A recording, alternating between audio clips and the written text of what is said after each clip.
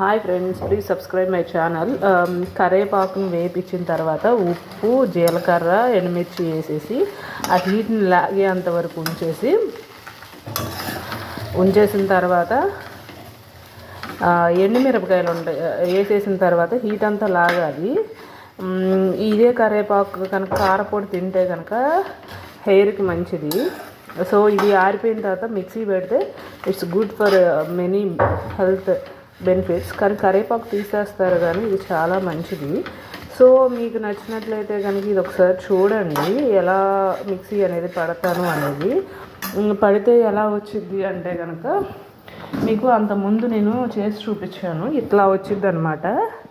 So ఇది bottle కొనాలంటే ఎంత లేదన్నా 100 రూపీస్ ఉంటుంది. సో న్యాచురల్ ఇంగ్రీడియంట్స్తో మనం చేసుకున్నట్లయితే తక్కువ కాస్ట్లో అయిపోతుంది. So please subscribe my channel friends.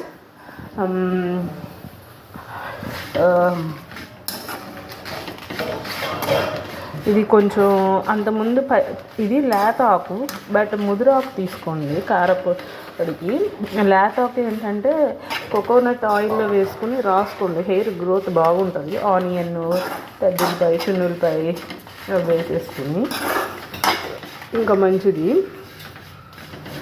Okay, please subscribe my channel friends.